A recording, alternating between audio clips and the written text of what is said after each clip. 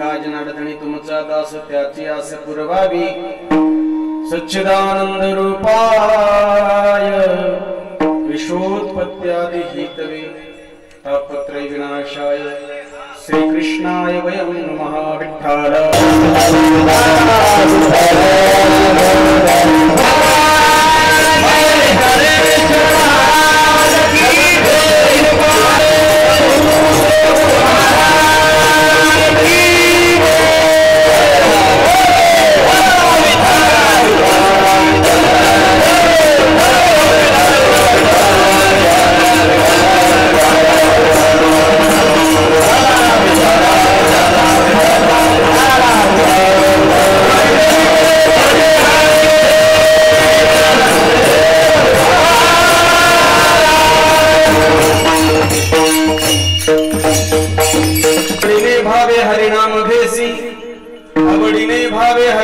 घेसी तुझी चिंता त्यासी सर्व आहे हरिमुखी गाता हरपले चिंता नाही मागुता जन्म घेणे प्रस्तुत प्राप्त प्रसंगी कीर्तन रूपी सेवे करता निवडलेला अभंग श्रीमंत श्री शांती ब्रह्म पैठण निवासी एकनाथ महाराज यांचा अगदी उत्कृष्ट असा अभंग कीर्तन सेवे करता निवडलेला असून 5 चरणाचा उत्कृष्ट असा अभंग कीर्तन सेवे करता निवडलेला आहे।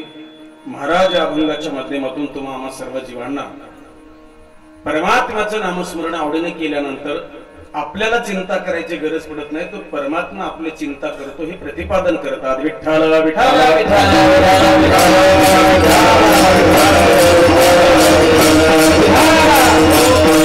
अभंगावर बोलण्यापूर्वी थोडासा परिहार। भगवान श्री पांडुरंग परमात्म्याची असीम कृपा, सकल संत जनांचा आशीर्वाद, भगवान श्री हनुमंतरायाचा परम पवित्र दरबार, श्री क्षेत्र पवना या गावामध्ये गेल्या 16-17 वर्षापासून चालत असलेला भव्य दिव्य अखंड हरिनाम सप्ताह याही वर्षी मोठ्या थाटाने, मोठ्या श्रद्धेने, मोठ्या प्रमाणे सर्व समस्त ग्रामस्थ मंडळीच्या सहकार्यातून अगदी भव्य दिव्य नजर लागेल असा सोहळा संपन्न होत आहे। या सोहळ्यामध्ये आजची ही 3ऱ्या दिवसाची कीर्तन रूपी सेवा माझ्या वाट्याला आलेली आहे। विठ्ठल विठ्ठल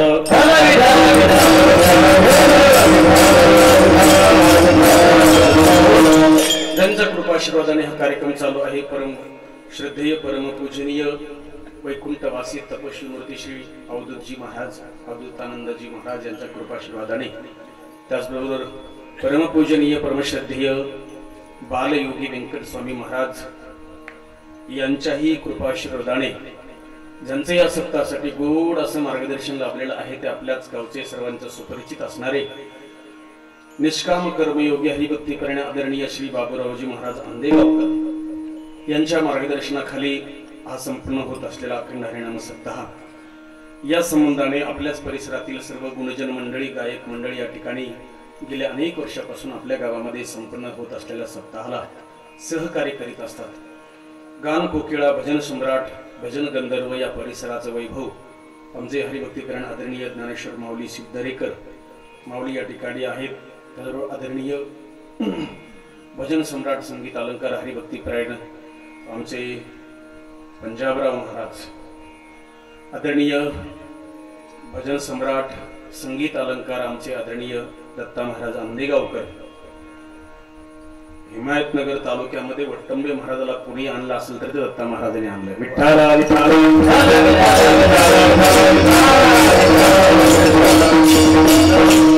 या संबंधाने ज्यांचा गोड असं मृदंग आपण ऐकत आहात, आपल्या परिसराचं वैभव, मृदुंग अलंकार, मृदुंग विशारद, मृदुंग महामेरू, वै लहानपण कीर्ती महान, आपल्या सर्वांच्या सुपरिचित असणारे हरिभक्तीपरायण सूरज माने, उपस्थित सर्व हे छोटे छोटे बालगोपाल, हे मुली टाळ घेऊन उभ्या आहेत, वेणीकरी बाबा आहेत या ठिकाणी, हे सगळेच गावातील तरुण मंडळी, वयस्कर मंडळी टाळ घेऊन उभे आहेत, ज्यांची गोड अशी साऊंड सिस्टीम आहे। माझ्या आवडीची साऊंड सिस्टीम आमचे गणराज गणूभाऊ, त्याचबरोबर ज्यांचं आपण भारूड ऐकतो, वेडी बघतो, त्यांच्याकडे जे येड्याचं रूम घेतात, सोंग घेतात, सगळे सोंग त्यांना जमतात, हे म्हणजे आमचे रामजी महाराज, हे सगळे आपले सगळ्या परिचित आहेत। त्याचबरोबर इकडे विणेकरी आहेत, आज जे भोकरवरून पोट्यावरून आलेले काही प्रेमाची मंडळी या ठिकाणी आहेत, जे आपले कीर्तन लाईव्ह शूटिंग करत आहेत, आमचे आदरणीय मित्र श्री पत्रकार गंगाधररावजी पडवळे हेही आवर्जून महाराजांचे कीर्तन म्हटल्यामुळे ते कॅमेरा घेऊन आले आणि आपलं आज कीर्तन सगळं शूटिंग होणार आहे। आमचे देगीचे काही प्रेमाची मंडळी, आमचे सुधाकरराव वानखेडे, अधिक करून ही सगळी दिंडीमध्ये चालणारे प्रेमाची मंडळी, दिंडीतले कार्यकर्ते या ठिकाणी उपस्थित आहेत। सर्वांचे चरणी माता विनम्र करतो, अभिवादन करतो। आज कीर्तनाचं सौजन्य सुद्धा आहे श्री साईनाथरावजी गंगारामजी पतंगे यांच्या माध्यमातून आजच्या कीर्तनाचं सौजन्य आहे। उपस्थित सर्व माझे तरुण बांधव, माता मावल्या, महिला मंडळी, वयाने ज्ञानाने अनुभवाने मोठी असणारी मंडळी, ही सगळी मंडळी या ठिकाणी उपस्थित आहेत। गावातील सर्व कार्यकर्ते, आमचे संटी दादा असतील, गणेश दादा असतील, संजू पाटील असतील, आदी करून सगळे सगळे सगळे आता कोणाकोणाचं नाव घ्यावं, सगळे प्रेमाचीच मंडळी आहेत। सगळ्यांचंच नाव घेणं उचित नाही आणि ते योग्यही नाही। हरिभक्तीपरायण संदीप पाटील यांनी मला या वर्षीच्या रामकथेसाठी आणि या सप्ताहासाठी फोन केला ग्रामस्थांच्या वतीने, त्यांनाही खूप खूप धन्यवाद। आणि अभंगाकडे वळूया। विठ्ठल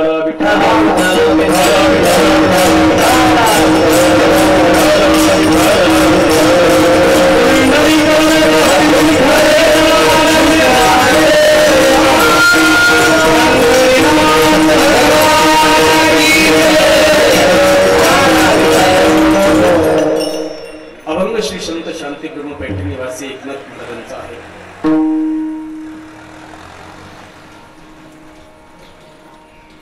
या जगामध्ये काही गोष्टी अशा आहेत त्या दुर्मिळ आहेत, दुर्मिळ आहेत, त्या सहजासहजी मिळत नसतात। माझ्याकडे लक्ष द्या। पहिली गोष्ट आहे सत्ता मिळणं, दुर्मिळ आहे। दुसरी गोष्ट आहे संतती होणं, दुर्मिळ आहे। तिसरी गोष्ट संपत्ती मिळणं, दुर्मिळ आहे। चांगलं अनुग्रह करणारे गुरु मिळणं, दुर्मिळ आहे। आज्ञाधारी मुलगा मिळणं, दुर्मिळ आहे। त्याचबरोबर संत भेट होणं हेही दुर्मिळच आहे। मुमुक्षता मिळणं दुर्मिळ आहे। आणि याही पेक्षा एक गोष्ट दुर्मिळ आहे, ते म्हणजे माणसाचा जन्म मिळणं हे अत्यंत दुर्लभ आहे आणि दुर्मिळ आहे। नरदेह दुर्लभ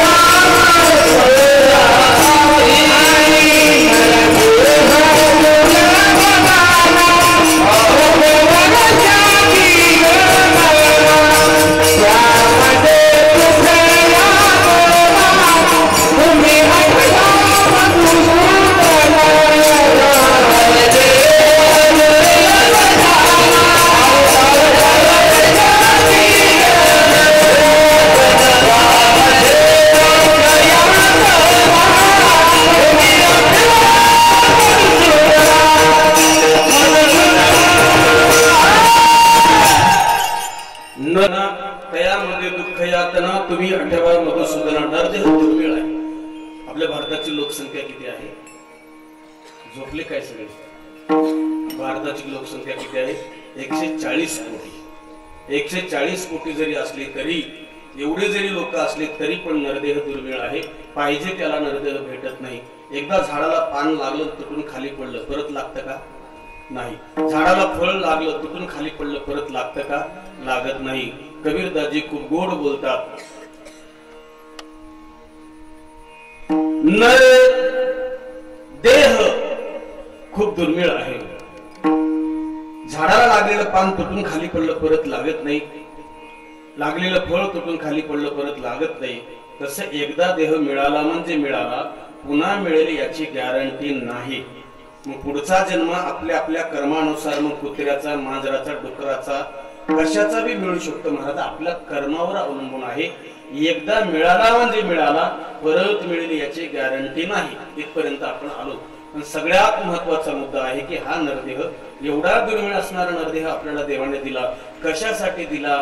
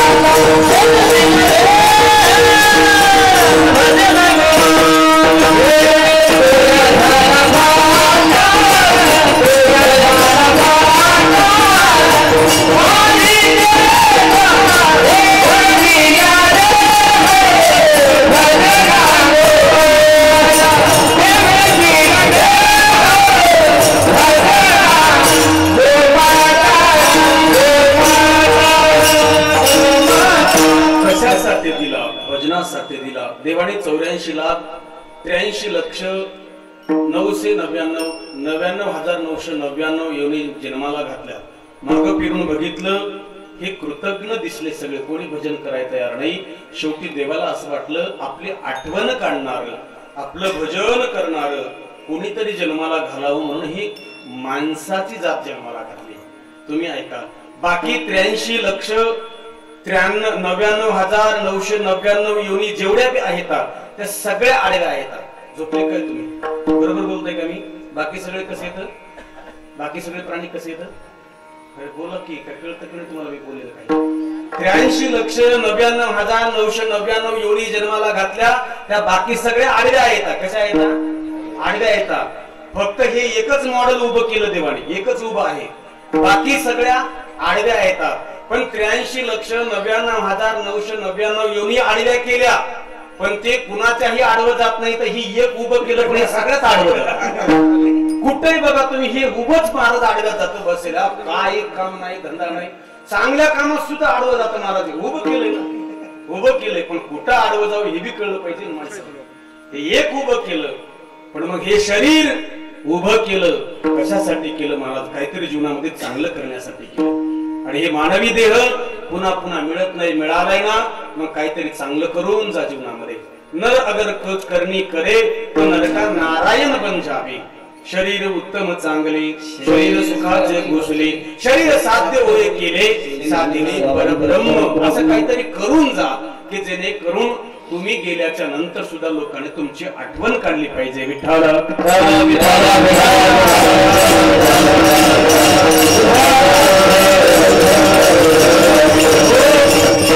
जन्माला घातलं भजन करण्यासाठी. देवाने मागं फिरून बघितलं, देवाला वाटलं हे भजन करतील, पण काय करता, वाटून काय करता? मलाही वाटतं मुख्यमंत्री भाऊ, पण कोण रिकामी देईल महाराज? त्यांच्यात भांडण लागले तर आपल्यासारख्याचा कवा नंबर लागेल? पवनेकर मतदान करचाल कमी उभं राहिलं. अरे हो तरी म्हणा, कमीत कमी नका करू, तुमची तुम्हाला पंचायतीत मला मुख्यमंत्री कराल का, मतदान कराल का तुम्ही? त्यांचे भांडण लागले, आपला कवा नंबरला. वाटलं मला मुख्यमंत्री भाऊ, कोण करेल आपल्याला मुख्यमंत्री? तसं देवालाही वाटलं, हे माणसं जन्माला घातलेले भजन करतील. काय झालं? वाटून काय करतात? एक म्हातारी रस्त्याने चालली होती. पावसाळ्याचे दिवस, हातामध्ये छत्री घेतली निघाली. तेवढ्यामध्ये एक चोरट रस्त्याने चाललं होतं, चोरी करून निघालं होतं. मुसळधार पाऊस पडत होता आणि सहारा कुणाचा नव्हता. चोरट म्हणलं, आता कसं करावं? एवढा मोठा मुसळधार पाऊस पडते, रात्रभर कुठतरी सहारा मिळाला पाहिजे आपल्याला. मग कुठं जावं असं करता करता रस्त्याने चाललं होतं. समोर त्याला पोलीस स्टेशन दिसलं. ते म्हणला, एवढं एक जागा आहे बा म्हणला बिगर भाड्याची, रात्रभर सुखाने आपली जाईल. पण तिथं बी तसं फुकट कसं येऊ देतील? काहीतरी गुन्हा करावा लागेल ना. मग रस्त्यावर वाट बघत बसलं, काहीतरी गुन्हा कराव. तिकडून ती छत्रीवाली म्हातारी आली. म्हातारीला बघितलं, याला वाटलं म्हातारीची छत्री घेऊन पळावं. म्हातारी बोंबलं, पोलीस बाहेर येतील आणि नेऊन टाकतील मध्ये, रात्र सुखात जाईल, उद्या सकाळचं बघू सकाळ. जवळजवळ म्हातारीला रेंज मध्ये येऊ दिलं. जवळ आलं की म्हातारीच्या हातातली छत्री घेतली, पळत सुटलं. पुढे जाऊन मागे फिरून बघत आहे. म्हातारी आता तरी ओरडल, मग तरी ओरडल. म्हातारी काय ओरडली नाही बा. म्हातारी उलट म्हणली, तुझी असली तर घेऊन जा, मी दुसऱ्याचीच आणली होता. चोरट्याला वाटलं, चोरट्याला वाटलं म्हातारी ओरडत, पण म्हातारी ओरडले. तसं देवालाही वाटलं हे माणसं भजन करतील, पण हे भजन करायला तयार नाही. त्यावेळेला मात्र त्याला खूप वाईट वाटलं. ईश्वराने मनुष्य जन्म जो निर्माण केला ना, तो कशासाठी केला की कृतज्ञ राहावं, त्याने भजन करावं, ईश्वराचं स्मरण करावं असा विचार केला. आणि म्हणून जर माणसाने ठरवलं तर माणसाला या जगामध्ये अशक्य काहीच नाही. तरुणांनी लक्ष द्या माझ्या बोलण्याकडे. या जगामध्ये अशक्य काहीच नाही महाराज. तुम्ही जे करू म्हणाल ते करता येतं. कबीरजीचं वाक्य आहे, स्वामी विवेकानंदांचं वाक्य आहे. स्वामी विवेकानंद म्हणतात, अगर कुछ करना चाहे तो क्या नहीं कर सकता. या शरीराने तुम्हाला चोरी होता येतं, या शरीराने तुम्हाला डाकू होता येतं, या शरीराने ठरवलं तर तुम्हाला संत होता येतं, या शरीराने ठरवलं तर तुम्हाला महात्मा होता येतं. या शरीराने जर ठरवलं तर तुम्ही काहीही करू शकता, कुठल्याही पदापर्यंत जाऊ शकता, कोणतंही पद हासिल करू शकता. फक्त एकच आहे, तुम्ही फक्त तुमचा धीर खचला नाही पाहिजे, तुम्ही फक्त मनाने हारले नाही पाहिजे. काहीही करू शकतं माणूस महाराज, तुम्ही काहीही करू शकतं. अरे तुम्ही जन्माला आला तेव्हा सगळं जग हसत होतं. कबीरा जब हम पैदा हुए जग हसे हम रोए, ऐसी करनी कर चलो हम हसे जग रोए. आणि असं काहीतरी करा की तुम्ही गेल्यानंतर सुद्धा लोकांनी 2 थेंब तुमच्या डोळ्यात, तुमच्यासाठी 2 थेंब डोळ्यात आणले पाहिजे. असं काहीतरी चांगलं करा. म्हणून जन्म मिळाला नाही दुर्लभ असणारा, काहीतरी करून चला. देवाने सांगितलं भजन करा. पण काय होतं, माणसं जन्माला येतात, लहानपण जातं खेळण्यामध्ये, बालपण गेली खेळता, बाल अवस्था खेळ गवाई. लहानपण खेळण्यामध्ये गेलं, तरुणपण आलं, तरुणपणात तर कुणालाच मानत नाही महाराज. तारुण्याच्या मध्ये न मानी कोणाशी, तारुण्य पण अंगात आलं की माणसं कुणालाच मानत नाहीत. तुम्हाला सांगू का, तुम्ही 36चा आकडा बघितला का? झोपले काय तुम्ही, काय उत्तर? 36चा आकडा बघितला का? दोघांचं तोंड एकाकडेच असतात ना, दोन्हीचे तोंड, दोन्ही आकड्याचं तोंड एकाकडेच असतं ना. 36 तुम्ही शाळा शिकले नाही का कोणीच? तोंड कुणीकडे असतं 36चं?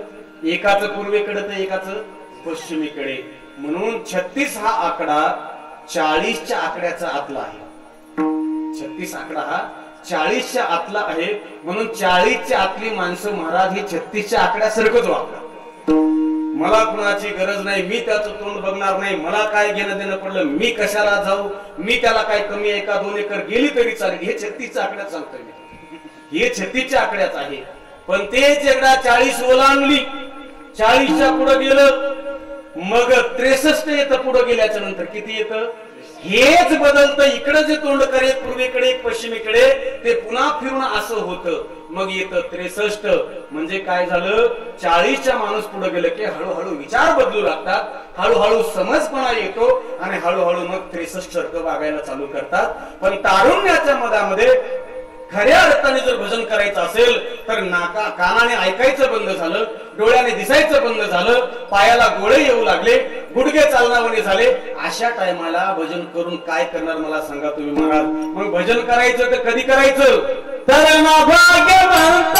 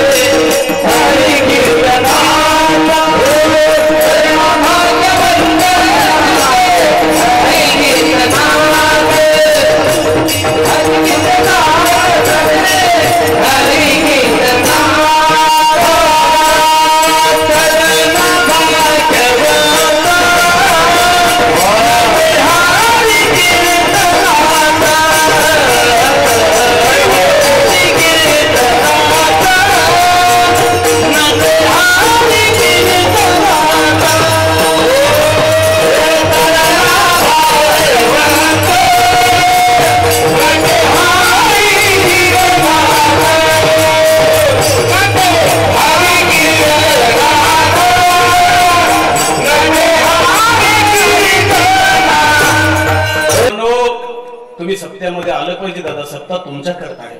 अरे गळ्यामध्ये पवित्र तुळशीची माळ घातली पाहिजे, आळंदी पंढरपूरची एखादी वारी केली पाहिजे आणि आनंदाने महाराज कीर्तनामध्ये टाळ घेऊन नाचलं पाहिजे. एकदा ह्या लेकरांकडे बघा, ह्या लेकरांकडे बघा. देव सुद्धा महाराज स्वर्गातून बघत असेल तर ह्या लेकरांच्या माय बापाला धन्यवाद देत असेल. महाराज कुळी कन्या पुत्र होते जे सात्विक, तयाचा हरिक वाटे देवा. अरे तरुणांनी यावं महाराज, गळ्यामध्ये टाळ घालावं आणि कीर्तनामध्ये मनसोक्त नाचावं. पण आम्हाला लाज वाटते महाराज, कीर्तनात यायला लाज वाटते तर टाळ घ्यायची लांब गोष्ट आहे. तुम्हाला सांगू, अरे या स्वराज्याचा मालक, हे स्वराज्य निर्माण करणारा राजा त्यांच्या मनात आला असतं त्यांनी काय केलं नसतं महाराज. हे स्वराज्य निर्माण करणारा राजा छत्रपती शिवाजी महाराज माझा जगद्गुरु. अरे एखाद्याकडे 5-50 एकर जमीन असेल, एखाद्या माणसाने मोठा बंगला बांधला, एखादी गाडी घेतली तर त्याला कीर्तनात येऊन बसायची लाज वाटते महाराज. तो म्हणतो मी मोठा आहे, मला काय घेणं नाही कीर्तनाचं. पण एक विचार करा, ज्याने हे स्वराज्य निर्माण केलं, ज्याने महाराज या स्वराज्याची स्थापना केली, ते छत्रपती शिवाजी महाराज माझे जगद्गुरु तुकोबरायाच्या कीर्तनामध्ये मांडी घालून खाली बसत होते. महाराज मांडी घालून खाली बसत होते. हा आदर्श डोळ्यापुढे ठेवा. छत्रपती शिवाजी महाराजांची आपली तुलना केली तर आपण तर कुठंच बसत नाही महाराज. आपली लायकी तरी एक महाराज त्यांची बरोबरी करायची. मग एवढा मोठा राजा जर मांडी घालून जमिनीवर मांडी घालून कीर्तनाला बसत असेल तर आपल्याला किती झाड की पती महाराज. घरी आम्ही खसखस, काय आपली किंमत आहे, काय अवकात आहे आपली महाराज. आपल्या घरचे आपल्याला किंमत देत नाही रे राजा. मग कीर्तनात बसायला टाळ घ्यायला काय लाज वाटते महाराज. तरुणांनी ज्ञानेश्वरी हातात घेतली पाहिजे मालक. तरुणांनी गाता हातात घेतला पाहिजे. एकदा ज्ञानेश्वरी हातात घेऊन बघा.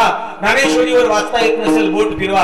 माझी ऐका एक गोष्ट, ज्ञानेश्वरी हातामध्ये घ्या, ज्ञानेश्वरीवरती बोट फिरवा. एकदा तुम्ही ज्ञानेश्वरीमध्ये बोट फिरवलं, माझी माऊलीने तुमचं एकदा जर बोट धरलं ना, आयुष्यभर माझी माऊली तुमचं बोट सोडणार नाही. विठ्ठल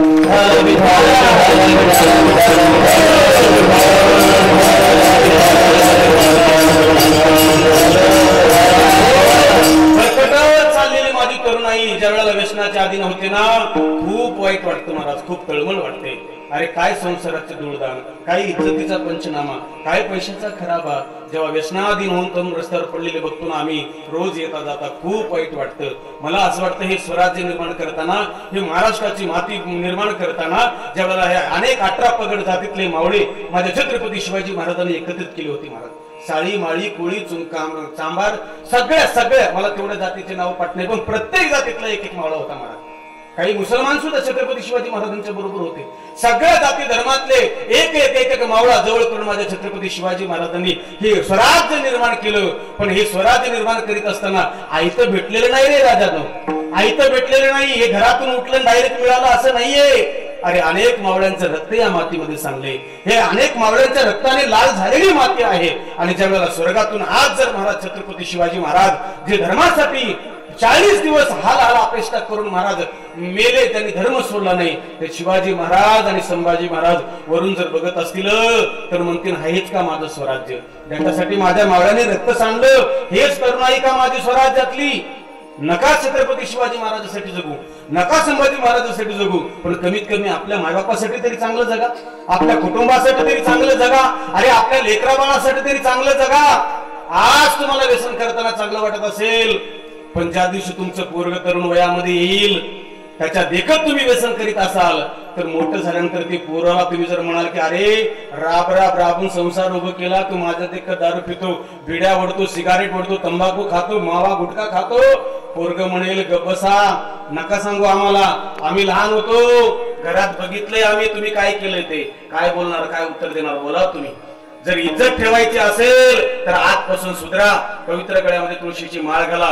तरुणांनी आलं पाहिजे महाराज याच्यामध्ये, आणि तरुणांसाठीच हे कीर्तन आहे. विठ्ठल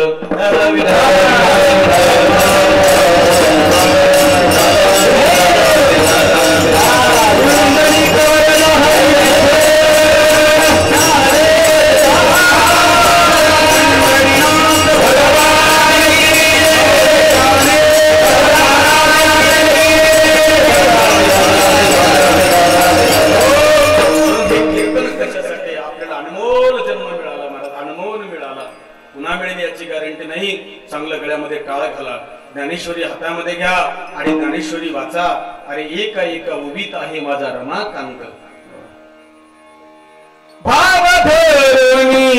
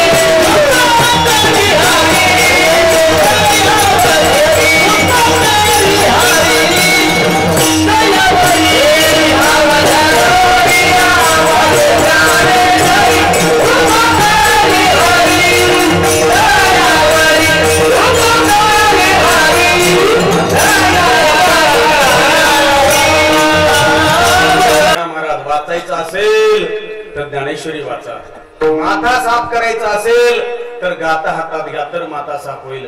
अजून एक गोष्ट सांगू तरुणांनो, माझी विनंती आहे तुम्हाला सगळ्यांना, तुमच्याकडे तरुण वय आहे, एकदा गेलं परत येणार नाही याची गॅरंटी आहे, तुम्ही ध्यानात ठेवा. किती लाखो रुपये मोजले तरी परत येत नाही, म्हणून आता तुमची सुरुवात आहे, पुढचं भविष्य तुमच्या हातात आहे. एक गोष्ट ध्यानात ठेवा, मी नेहमी सांगत असतो, आपण एखादी VIP व्यक्ती गावात आली, एखादा आमच्यासारखा महाराज आला, आपण सगळे प्रेमाने महाराज जवळ उभं राहून सेल्फी काढता. बरोबर आहे माझं वाक्य? फक्त कोणी गैरसमज करून घेऊ नका, माझ्या बोलण्याचा वाईट अर्थ लावू नका. आपण एखादी VIP व्यक्ती आली, एखादा चांगला माणूस आला, वक्ता आला, एखादा आमच्यासारखा महाराज आला, त्याच्या जवळ उभं राहून आपण सेल्फी काढता. आम्हालाही आनंद वाटतो, राजानो काढत चला काढत चला. पण एक गोष्ट ध्यानात ठेवा, सेल्फी काढा जरूर, आठवण ठेवा, पण सेल्फी काढल्यानंतर तो फोटो दुसऱ्या दिवशी डिलीट करण्यापेक्षा आठवण येईल तेव्हा तो सेल्फीचा फोटो काढावा आणि बघावं, आणि त्या फोटोकडे बघून मनाला विचार करावा की माझ्या शेजारी उभी राहून माझी कोण सेल्फी काढेल, एवढा मी कधी मोठा होईल असं कधी विचार करावा. मला तारुण्य आहे, ताकद आहे अंगामध्ये, सगळं साधन उपलब्ध आहे. पूर्वीच्या काळासारखे कष्ट तर नाहीत ना महाराज. मग कधी आमच्या पुढे कोण येईल, आमच्या पुढे कधी रांग लागेल, आमची कधी कोण सेल्फी काढेल, असं विचार करा, तर तुमचं पुढे भवितव्य आहे. अरे नाहीतर काय जगण्यामध्ये किडे मुंगे जन्माला येतात, मरून जातात, कहां से आया पता नाही, किधर से आया पता नाही, कधी जन्माला आला हे माहित नाही आणि कधी मेला हे माहित नाही. असं जगल्यापेक्षा जमिनीला भार, असं होऊन जगल्यापेक्षा बाबराव महाराज काहीतरी करून गेलं पाहिजे, काहीतरी करून गेलं, काहीतरी करून लग्न आगावच काम करून जातात, तसं काही करू नका. नाही तर करा आपलं दुसऱ्याच्या चपल्या हाणायचं, भांडण हाणायचं, गोट्या चोऱ्या, तसं काही करू नका, चांगलं करा. आणि म्हणून ईश्वराने आपल्याला सुंदर नरदेहदीला भजन करण्यासाठी आणि सांगितलं, आवडीने भजन करा रे दादा, आवडीने भजन करा. लोक म्हणली महाराज म्हणली महाराज पटलं आम्हाला तुमचं, तुम्ही सांगितलं भजन करा भजन करा भजन करा. किती वाजले? 10:15 वाजले.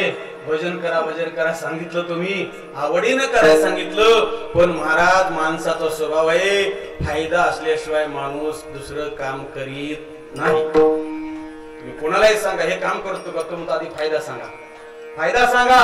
आम्ही भजनही करू, नामस्मरणही करू, आवडीने करू, पण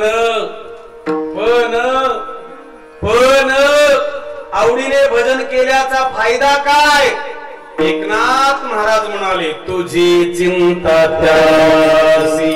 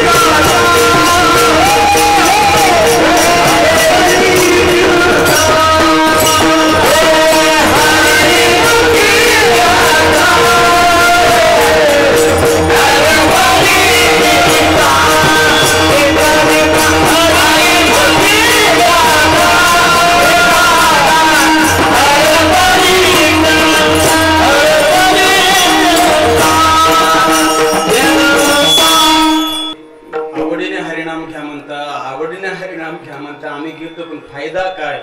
नाथ महाराज म्हणाले, तुम्ही आवडीने चिंतन करा, तुम्हाला चिंता करायची गरज नाही. तुमची चिंता कोण करतं? तुझी चिंता त्यासी सर्व आहे तो ईश्वर, ज्याचं तुम्ही नामचिंतन करता तो तुमची चिंता करतो. बऱ्याच लोकांचा विश्वास नाही, पण याच्यावरती माणसाचा विश्वास असावा लागतो. महाराजांच्या बोलण्यावर विश्वास पाहिजे. मी एक गोष्ट सांगू का? प्रपंच असो किंवा परमार्थ असो, व्यवहार असो किंवा अध्यात्म असो, कुणावर तरी विश्वासच ठेवावा लागतो. विश्वास ठेवावाच लागतो. पती पत्नीचं लग्न झाल्याच्या नंतर एकमेकावर विश्वास ठेवावा लागेल का नाही? पवनेकर बोला ना, ठेवावा लागेल का नाही? बिगर विश्वासाचा संसार चालतो? चौ का घरला जाऊ मी? बिगर विश्वासाचं गाडी आहे की माझ्याकडे? बिगर विश्वासाचं परमार्थ चालत नाही. अरे बापाने पोरावर विश्वास ठेवावाच लागेल ना.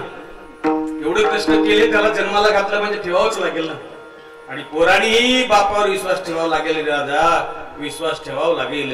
आता बरीच पोरं बाप म्हणत असतात, पोरं उधळपट्टी करायला लागल्यावर बाप सांगत असतो, राजा अरे कपडे नव्हते रे अंगावर घालायला, आमच्या ठिकड्याचे कपडे घातले रे आम्ही. लोकांचे 2 रुपये मजुरीनं मजुरी केली, तू लहान होता तेव्हा, आणि तुला तर हाताच्या पोटासारखं सांभाळलं रे राजा.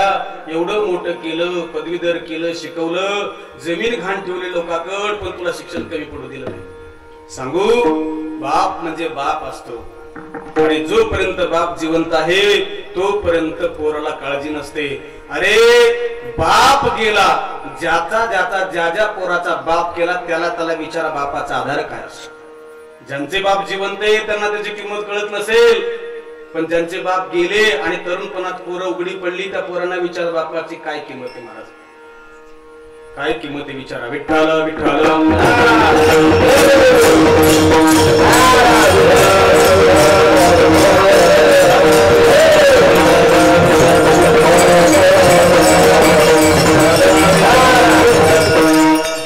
ते खूप गोड गीत आहे. मला उरामंदी माया त्याच्या काळ्या मेघवाणी, उरामंदी माया त्याच्या काळ्या मेघवाणी, दाखविना कधी कुणा डोळ्यातल पाणी. जिजू जिजू संसाराचा गाडा हाकला, फटामधी हसू जरी कन्ना वाकला. घडीभर तू थांब गड्या, ऐक त्याची धापर, लई अवघड हाय गड्या, उमगाया बापर, उमगाया बापर. जिजू जिजू संसाराचा गाडा हाकला, फटामंदी हसू जरी कन्ना वाकला. घडीभर थांब गड्या, ऐक त्याची धापर, लई अवघड हाय गड्या, उमगाया बापर, उमगाया बापर. अरे आपल्याला पुढचं दिसत नाही. काय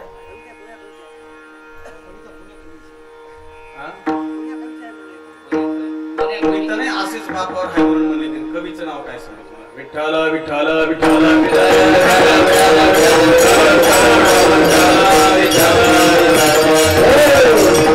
माय बापे सांभाळी ती उपकार आहेत त्यांचे, म्हणून म्हटलं मी ते. लक्षात घ्या, म्हणून म्हटलं मी ते. माझा विचार काय चालला होता, काय सांगत होतो मी? तुझी चिंता त्यासी, जोपर्यंत बाप जिवंत आहे तोपर्यंत चिंता करण्याची गरज नाही. तसं तुम्ही आवडीने चिंतन करा, तुम्हाला चिंता करायची गरज नाही, तो परमात्मा चिंता करतो.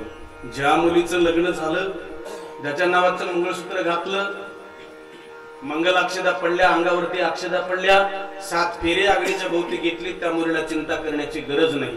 तुका म्हणे नग्न भाज तरी ते लाज स्वामीसी. महाराज ज्याच्या नावाचं मंगळसूत्र गळ्यात घातलं, ज्याच्या नावाचं कुंकू पाळा लावलं, तर मुलीला चिंता नाही, तिची चिंता ज्याचं कपाळाला कुंकू लावलं तो करेल ना.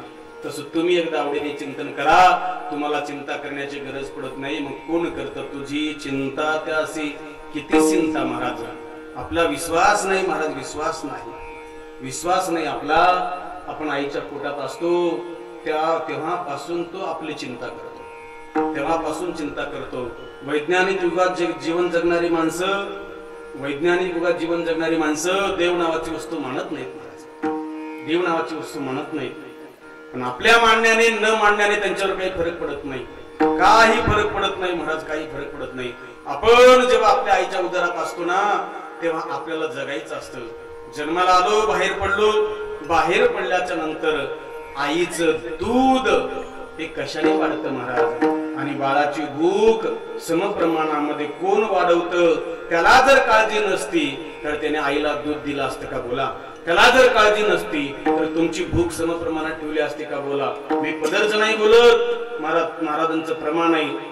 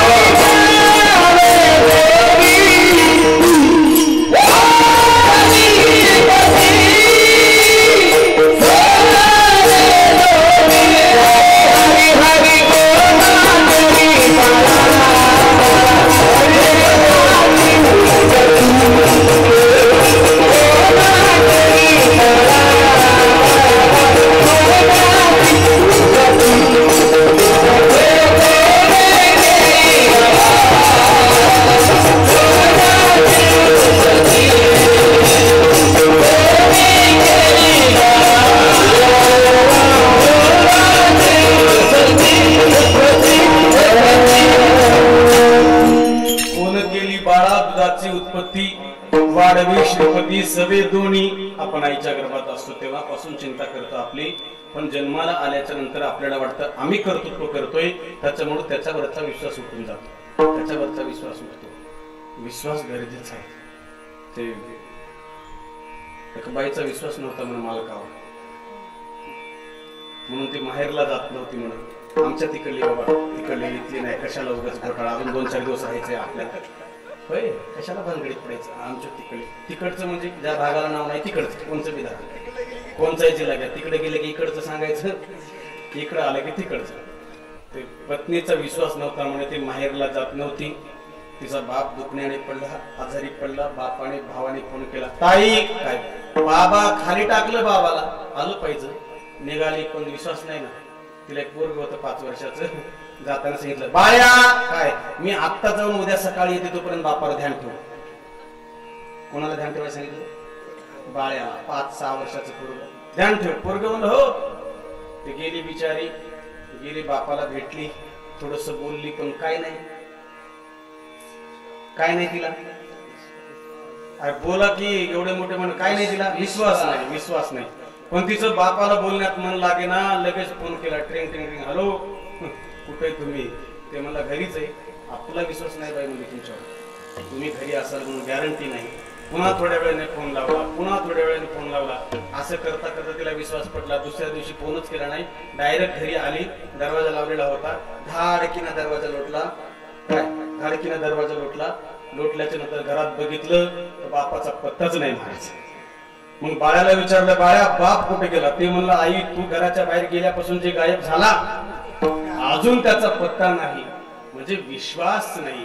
पण सांगू, विश्वास जर कमजोर असेल तर संसार तुटल्याशिवाय राहत नाही. विठ्ठल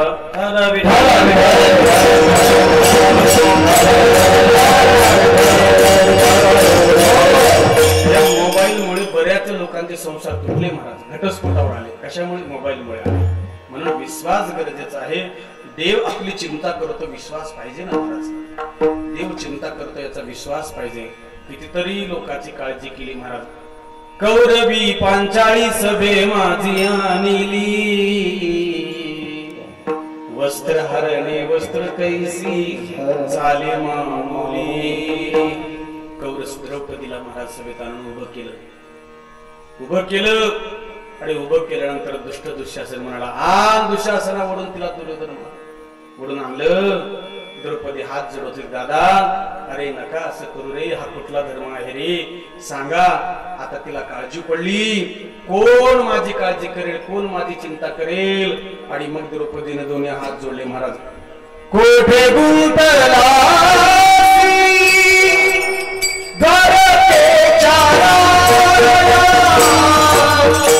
कोठे गुंतला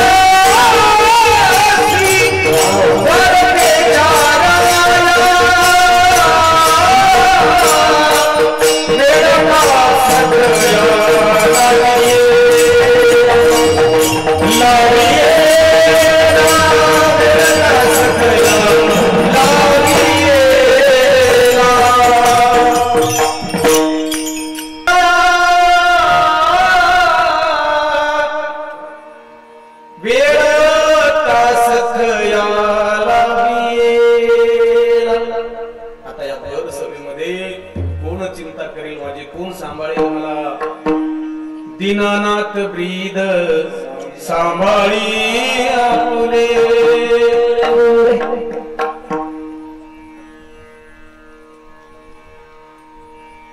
तुम बिन मारी कोण खबर ले,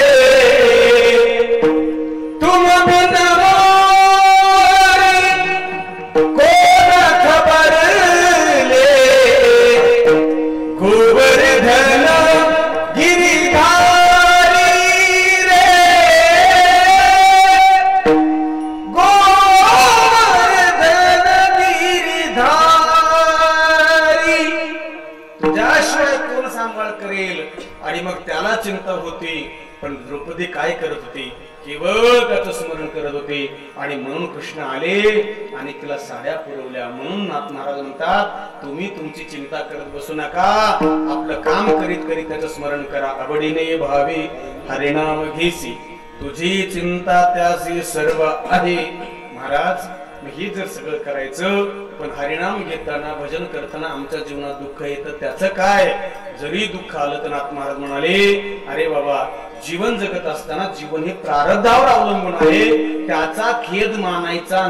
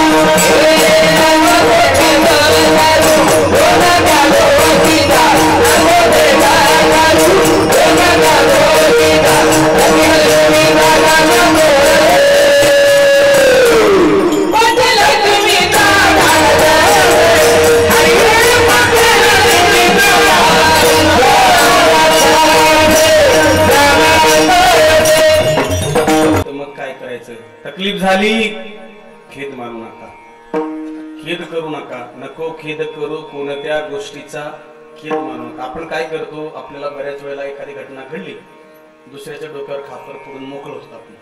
त्याने केलं, त्याने केलं, त्याने केलं. अरे दादा, कोणी काय केली यापेक्षा आपलं अस्तित्व निर्माण करा. माझं बोलणं कळतंय? आपलं अस्तित्व निर्माण करा, असं जगा की असं मोठे व्हा की तुम्हाला कोणीही धक्का लावता कामा नये. माणसाचा स्वभाव आहे विरोधात जाणे, माणसाचा स्वभाव आहे लोकांच्या वाट्याला जाणे, माणसाचा स्वभाव आहे महाराज लोकांची निंदा करणे. तुम्ही थोडं मोठं व्हायला निघा, लोक लगेच तुमच्या मागे महाराज कारण नसताना. तुम जरा उडके तो देखो, बोलू, तुम जरा गिरके तो देखो कोई नहीं आएगा उठाने. तुम जरा गिरके तो देखो कोई नहीं आएगा उठाने. तुम जरा उडके तो देखो हजारों आएंगे गिराने. कळलं?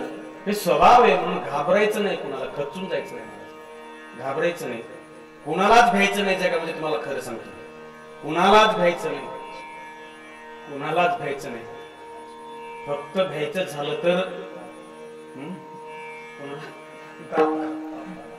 नाही नाही भ्यायचं नाही कुणालाच. ईश्वराला साक्ष ठेवून जीवन जगा, खेद करू नका. आपल्याकडे तर चांगली परिस्थिती आहे महाराज. जेवढे संत मंडळी झाले ना, ह्या संतांकडे जर बघितलं तर काहीच नव्हतं. अरे माझ्या माऊलीने एवढी मोठी ज्ञानेश्वरी सारखा ग्रंथ निर्माण केला. माझ्याकडे लक्ष द्या, थोडं झालं कीर्तन संपला, झोपी गेले काय, अंधारात काय दिसना गेले मला उजाडा, आणि आहेत जागेवर आहेत. आपल्याकडे सगळं काय आहे, पण तरी आपण नाराज होतो, खेद करतो. असं व्हायला नव्हतं पाहिजे. ज्या ज्ञानेश्वर महाराजांनी वयाच्या 16व्या वर्षी ज्ञानेश्वरी सारखा महान ग्रंथ निर्माण केला, तुम्हाला आम्हाला जगण्याचं साधन दिलं, त्या माऊलीच्या जीवनाचा थोडा विचार करा, थोडा विचार करा महाराज. अरे रेड्याच्या मुखातून जर माऊली वेद बोलू शकते, माझ्याकडे लक्ष द्या, जर रेड्याच्या मुखातून वेद बोलू शकते, निर्जीव असणारी माऊली भिंत चालू शकतात, मुलगीचा मुलगा स्त्रीचा पुरुष करू शकतात, तर त्या माऊलीला ज्यांनी त्रास दिला त्यांना काय करता येत नव्हतं. विचार करा. माझी माऊली चिमुकली, मायबाप निघून गेले. 1-2 मिनिटात सांगतो, संपवतो. मायबाप निघून गेले, मायबापाचं छत्र हरवलं. मायबाप रात्रीच्या मध्यरात्रीच्या वेळेला तिथून पर्णकुटीमधून सिद्धपेठातून निघून गेले. संध्याकाळच्या वेळेला माझ्या माऊलीच्या उशाला निवृत्तीनाथ सगळ्यात मोठे, त्याच्यानंतर ज्ञानेश्वर महाराज, त्याच्यानंतर निवृत्तीनाथ, आणि सगळ्यात शेवटी 5, 5.5, 6 वर्षाची मुक्ताबाई. छोटासा जगा घातलेली ती मुक्ताबाई, आणि रात्रीची झोपी गेलेले. रात्री झोपीत कधी मायबाप निघून गेले तपासच नाही महाराज. सकाळी निवृत्तीनाथ उठले, इकडे तिकडे बघितलं तर माय नाही, बाप नाही. उशाला बघितलं, पत्र दिसलं. निवृत्तीनाथांनी पत्र काढलं, पत्र वाचलं तर पैठणच्या पंडितांनी दिलेला तो न्याय बघितला. देहांत प्रायश्चित्त. देहांत प्रायश्चित्त म्हणजे आजच्या काळात आपल्या भाषामध्ये आत्महत्या करावी. देहांत प्रायश्चित्ताची शिक्षा दिली होती. मायबाप निघून गेले. सकाळी निवृत्तीनाथांनी पत्र वाचलं आणि निवृत्तीनाथ पर्णकुटीच्या बाहेर गेले आणि आपल्या डोळ्यातले अश्रू पुसू लागले. तेच ज्ञानोबाराय उठले आणि उठल्याच्या नंतर निवृत्तीनाथ 8 वर्षाचे, माझे माऊली 6 वर्षाचे असतील. माऊलीने बघितलं, उठले माऊली, बघितलं तर महाराज दादा नाही, मायही नाही, बापही नाही. बाहेर गेले, बघितलं तर दादा ओसाबोसी रडत होता. हातात काहीतरी पत्र होतं. जवळ गेली माझी जगाची माऊली, जवळ गेले, विचारलं, दादा ए निवृत्ती दादा. डोळे पुसले निवृत्तीनाथाने. काय ज्ञाना दादा, रडता का तुम्ही? आणि आई कुठे, बाप कुठे दादा? निवृत्तीनाथाने ते पत्र ज्ञानोबाराच्या हातात दिलं. माऊलीने ते पत्र वाचलं आणि आपल्या अश्रूंना वाट मोकळी करून दिली. सोपन काका उठले. थोड्या वेळाने बघितलं तर कोणीच नाही. 2 भाऊ बाहेर रडतात. सोपन काका गेले. सोपन काकाला विचारलं, दादा तुम्ही दोघे रडता का? आणि आई बाबा कुठे? पत्र सोपनाच्या हातात दिलं आणि दिल्याच्या नंतर सोपनाने पत्र वाचलं. पण आता तेवढ्यामध्ये एक घटना घडली, नीट लक्ष देऊन ऐका. 5 वर्षाची चिमुकली मुक्ताबाई दिवस उजडायच्या आधी सकाळी पहाटे उठायच्या. ते उठल्या शेजारी कोणी बघितलं तर कोणी दिसत नाही. बाहेर गेल्या तर बघितलं तर आपले 3 भाऊ काहीतरी कुजबूज करतायत. मुक्ताबाई बाहेर गेल्या, बघितलं तर आई दिसायला तयार नाही, वडील दिसायला तयार नाही. विचारलं, ज्ञानदादा ए ज्ञानदादा, काय ग मुक्ते, आई कुठे दिसत नाही? बाबा कुठे दिसत नाही. निवृत्ती दादा तू बोल की रे, आई कुठे, बाबा कुठे, कोणीच बोलायला तयार नाही. आणि मुक्ताबाईने एकच हंबरडा फोडला, बाबा आई म्हणून मोठ्याने हंबरडा फोडला महाराज. आणि एकच चारही भावंड एकत्रित आले आणि चौघांनी एकमेकाला मिठी मारली आणि मिठी मारून ओसका ओसकी रडू लागले. आता रडण्याच्या पलीकडे काहीच उरलेलं नव्हतं. मायबाप तर निघून गेलेले होते. गेल्यानंतर काय होतं महाराज, मधुकरी आणायलासाठी जावं, आता जावं कसं. लोक अरे जगाची माऊली माझी ज्ञानोबा आहे, ज्ञानेश्वरी सारखा ग्रंथ जगाला दिला, पण ती माऊली जेव्हा उपाशी मरत होती महाराज, उपाशी मरत होती, मायबाप निघून गेले, लोक बोलत होते संन्यासाची कारकी म्हणत होती. अरे लांबून जरी बघितलं तरी माझ्या माऊलीला त्याच समाजातली ब्राह्मण मंडळी आंघोळ करत होती. माऊलीला बघितल्याच्या नंतर आंघोळ करत होती, बाटलो म्हणत होते माऊलीला बघितल्याच्या नंतर. आणि मग जेव्हा निवृत्तीनाथ म्हणाले, ज्ञाना मधुकरी मागायला जायचं नाही. नाही जाणार दादा मी, आमची मायबाप निघून गेले, ह्या लोकांनी आमच्या मायबापाला संपवलं, नाही जाणार मधुकरी मागायला. निवृत्तीनाथ मधुकरी मागाय जात नाही, माऊलीही जात नाही आणि सोपान काकाही जात नाही. हे तीन थोडे मोठे होते, महाराजाला थोडी भूक आवरत होती. पण 5, 5.5, 6 वर्षाची माझी मुक्ताईची मुकली, पोटात भूक मागे ना, पोटात भूक एकदा आली ना महाराज काही सुधरत नाही माणसाला.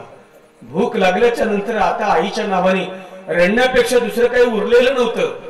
पण जेव्हा मुक्ताबाईच्या डोळ्यात अश्रू आले आणि मुक्ताबाई रडू लागली ना, भूक आवरत नव्हती. निवृत्ती दादाने म्हणावं, ज्ञाना ए ज्ञाना. काय दादा, अरे आपली छोटीशी बहीण मुक्ता भूक लागली रे तिला, जा गावात जाऊन काहीतरी घेऊन ये. आणि बहिणीसाठी म्हणून माझ्या माऊलीने झोळी उचलली. बहीण भावाचं प्रेम असावं तर माझ्या माऊली आणि मुक्ताबाई सारखं महाराज, बहिणीसाठी झोळी उचलली माझ्या माऊलीने. माऊली गावात गेले, आळंदीमध्ये दारा पुढे गेलं की कर्मठ लोक दरवाजा बंद करायचे. हो दरवाजा बंद करायचे, देणं तर राम घेणं, दरवाजा बंद करायचे. काही लोक चेष्टा करायचे, टिंगल करायचे संन्याशाच्या कारठ्यानं. अरे आळंदी बाटवता का, कशाला फिरता गावागावानी, मायबापा तर गेले सोडून देऊन, तुम्ही गावात बाटायचं ठरवलं काय. शेवटी घर 2-4 फिरले, माऊली महागारी फिरले, कोणीच काही दिलं नाही. एक विसोबा नावाचा कर्मठ माणूस महाराज समोरून आला. त्याने बघितलं रिकामी जोडी जाताना, त्याने सांगितलं, ए ज्ञान्या, संन्याशाच्या कारट्या, भाकर पाहिजे का, ये इकडे. जवळ बोलून घेतलं. माझ्या माऊलीच्या डोळ्या पुढं दादा दुसरं कोणी दिसत नव्हतं. माझ्या माऊलीच्या पुढे फक्त आपली छोटीशी बहीण दिसत, दुसरं कोणी डोळ्या पुढे दिसत नव्हतं. मायबाप गेल्यापासून भुके असणारी ते तानेने भुकेने व्याकुळ झालेली बहीण दिसत होती महाराज. म्हणून माऊली कुणाचं काहीही ऐकून घेत होते, बोलत नव्हते. जेव्हा समोर गेले, माझ्या माऊलीला वाटलं चिमटभर पीठ मिळेल, अरे अर्धीशी भाकर मिळेल, माझ्या बहिणीला खाऊ घालेल. झोळी घेऊन माऊली दारात गेले ना, त्या कर्मठ माणसाने सांगू दारातलं शेण उचललं राजा हो, आणि झोळीत शेण टाकलं रे, झोळीत शेण टाकलं. माझ्या माऊलीने बघितलं, डोळ्यातल्या अश्रूंना वाट मोकळी घेऊन दिली. टप टप टप अश्रू गळत होते. आणि माऊलीने तशी झोळी घेतली आणि ताड ताड ताड राग राग महाराज पर्णकुटीवर आले. पर्णकुटीवर आल्याच्या नंतर माऊलीने माऊलीकडे बघितलं, राग आला. आता ह्या समाजाचं आम्ही काय वाईट केलं, काय एवढा समाज त्रास देतोय आम्हाला. अरे गुन्हा आमच्या मायबापांनी केला असेल, संन्यासानंतर गृहस्थाश्रम माझ्या बापाने स्वीकारला असेल, आम्ही काय केलं लोकांचं, समाज आम्हाला का त्रास देतो. पर्णकुटीपर्यंत गेली माझी माऊली आणि पर्णकुटीच्या मध्ये जाऊन दरवाजा बंद केला माझ्या माऊलीने. दरवाजा बंद केला तोपर्यंत निवृत्तीनाथ म्हणत होते, ज्ञाना ज्ञाना. माऊली एकही बोलत नाही, दोनही बोलत नाही. स्वप्न का खाले, दादा असं करू नको रे दादा, उघड काय झालं सांग तरी कर. माऊली पर्णकुटी उघडायला तयार नाही महाराज. निवृत्ती दादा बोलतायत तरी पर्णकुटी उघडत नाही, स्वप्न काका बोलतात तरी पर्णकुटी उघडत नाही. शेवटी 5 वर्षाची मुक्ताबाई महाराज, पोटात तशीच भूक आहे. माझा दादा आला आणि राग राग दरवाजा बंद करून बसला. महाराज सामान्य नव्हत्या मुक्ताबाई, सगळ्यापेक्षा ज्ञानश्रेष्ठ होतं. माझ्या मुक्ताबाईकडे दिसायला लहान होत्या. आदिशक्ती मुक्ताबाई दासी जनी लागे पायी. माझ्या मुक्ताबाई पर्णकुटीपर्यंत गेल्या आणि महाराज माझ्या मुक्ताबाईने आपल्या भावाला उपदेश करावा, माऊलीला सांगावं, माऊली आपण योग्य आहात, आपण ज्ञानी आहात आणि संतान तुम्ही जगत कल्याणाकरता अवतार घेतला, असं जर जगावर रागून पर्णकुटी बंद करीत असाल तर माऊली ही योग्यांना शोभा देत नाही. व योगी पावन मनाचा, योगी पावन मनाचा, योगी पावन मनाचा, योगी पावन मनाचा, साहेब अपराध जनाचा, साहेब अपराध जनाचा. दादा, अरे आपल्याच मांडीवर आपल्या लेकराने घाण केली म्हणून कोणी मांडी कापत नसतं. आपल्या दाताने जीभ चावली म्हणजे माऊली कोणी दात पाडत नसतात. तसं जगत कल्याणाकरता आपण आलात माऊली. पर्णकुटी बंद करणं चांगलं नाहीये माऊली. बाहेर निघा. एवढा त्रास सहन केला. मला फक्त एवढं सांगायचं होतं, माझी वेळ संपत आलेली आहे. एवढा त्रास सहन केला, पण ज्या विशोबाने झोळीमध्ये महाराज माती टाकली, झोळीमध्ये माती टाकली, तर विशोबाबद्दल माझ्या माऊलीने एवढा छोटासा खेद केला नाही. महाराज ग्रंथामध्ये त्याच्याबद्दल एकही वाईट शब्द बोलले नाही. अरे ज्याने खापरं मिळू दिलं नाही त्यांच्याबद्दल वाईट बोलले नाही, ज्याने मधुकरीत माती टाकली त्यांच्याबद्दल वाईट बोलले नाही. आपण याच्यातून काय शिकायचे? समाजाला समाजाचं काम करू द्या. तुम्ही तुमचं आपलं ध्येय लक्षात ठेवा. Target focus your target. तुम्ही आपल्या टार्गेटवर लक्ष ठेवा, ध्येयावर लक्ष ठेवा आणि वाटचाल करीत राहा. आणि जेव्हा हत्ती चालतो ना महाराज, मला माफ करा, मला बोलावंच वाटतं आणि बोलल्याशिवाय जमणार नाही. तुम्ही आपलं ध्येय लक्षात ठेवा. एखाद्या गावात जेव्हा हत्ती येतो ना, सगळ्या गावातले कुत्रे भुकतात, सगळ्या गावातले कुत्रे भुकतात. कुत्रे हत्ती आला म्हणून भुकत नाहीत, कुत्रे एवढ्यासाठी भुकतात की हत्ती वळून का पाहत नाही म्हणून भुकतात. विठ्ठल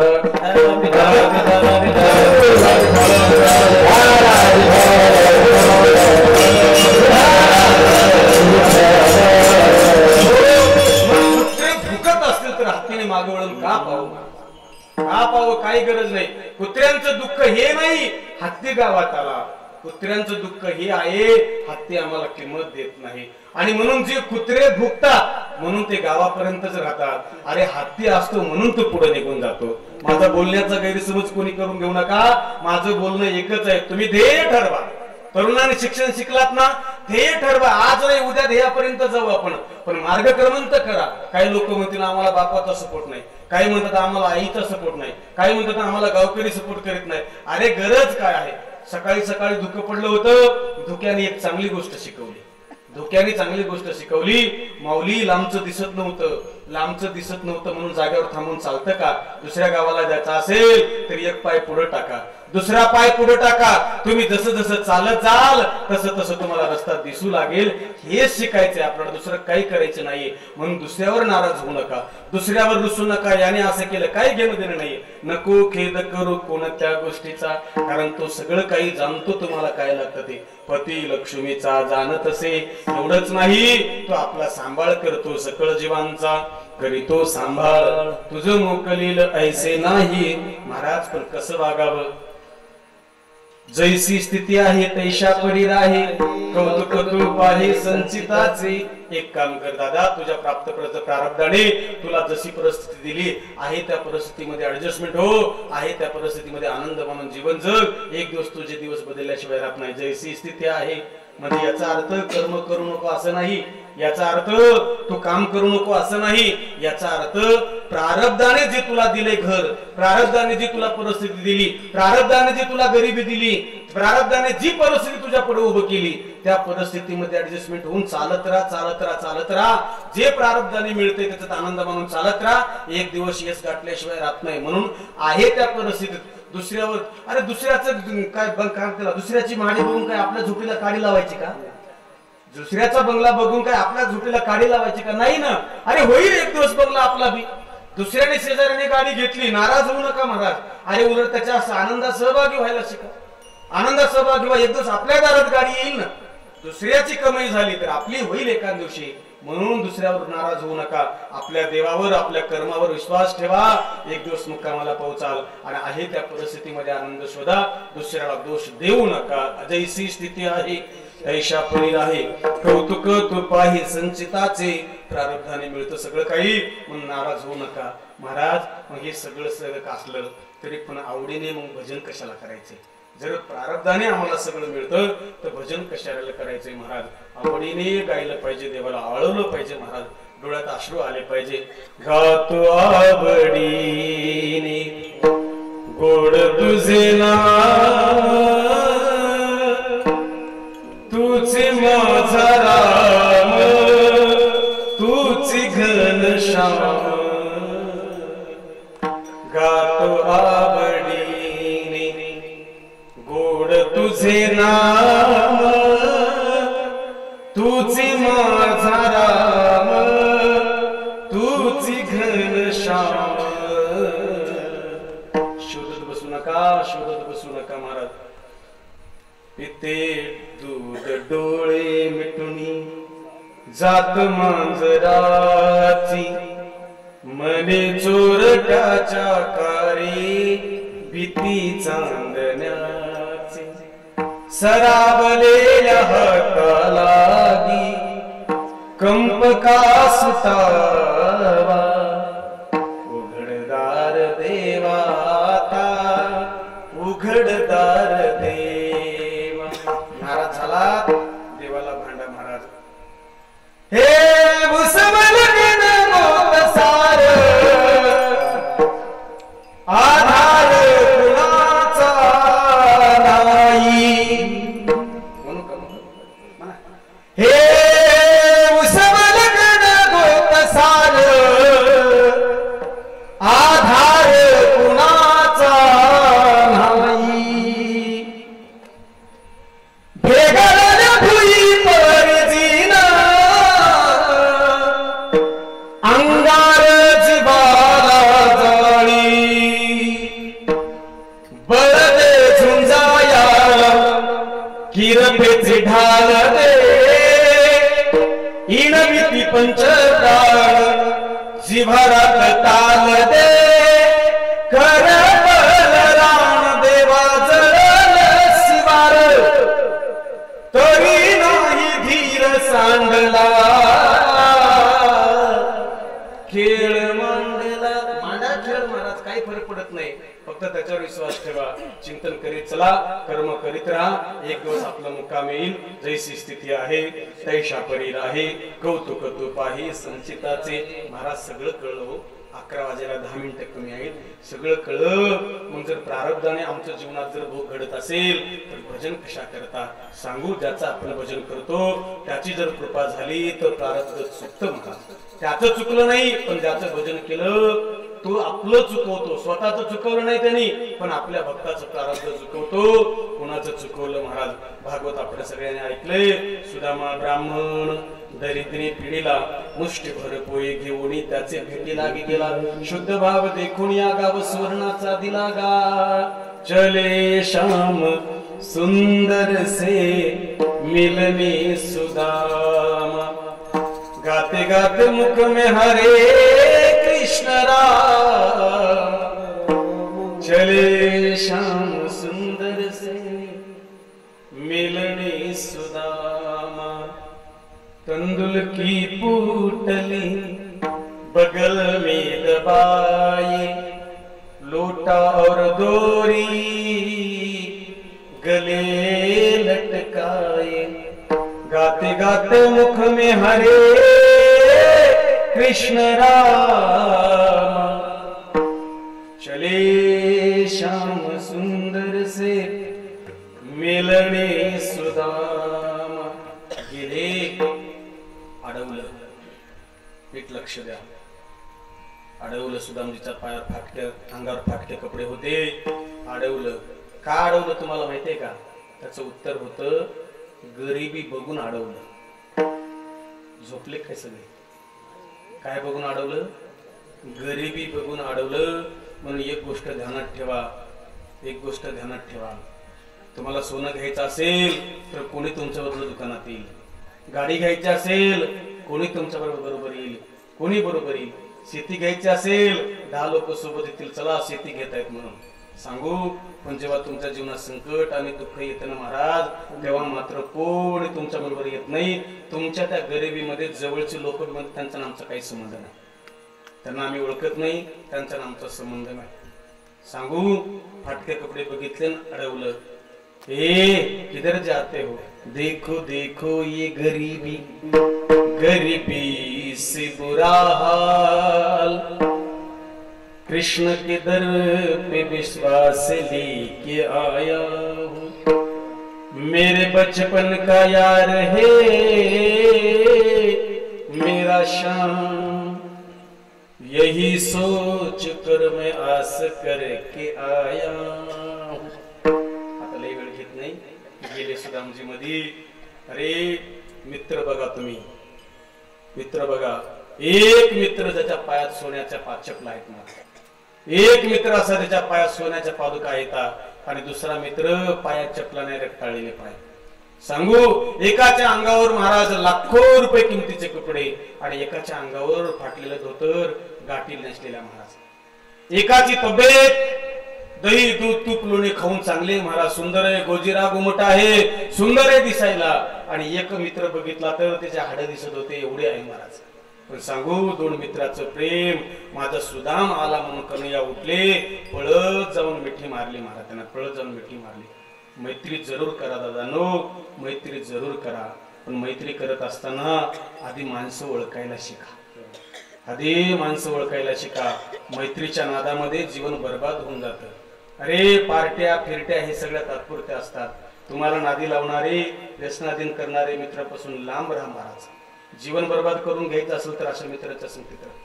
सांगू रस्त्यावर मोटरसायकलवर 100 रुपयाचा केक आणून तुमचा केक कापून वाढदिवस करणारा मित्र नसतो. तुमच्या गैरहजेरीमध्ये तुमची आई आजारी पडली तर तुम्हाला विचारपूस करण्याच्या अगोदर आईला दवाखान्यात पोहोचणारा मित्र असतो. ध्यानात ठेवा, संकट काळाला मित्राची परीक्षा संकट काळात असते.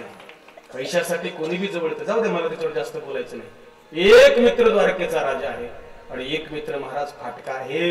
पण प्रेम दोघांचं बघा, मिठी मारली, रडू लागले ओसाबोसकी. घरामध्ये गेले, अरे माझा मित्र, सोबत आम्ही राहतो, एका शाळेत एकाच झोपडीमध्ये एकाच गुरुकडे शिकलो आम्ही. पण झालं काय, एक दरिद्री आहे तर एक महाराज राजा आहे.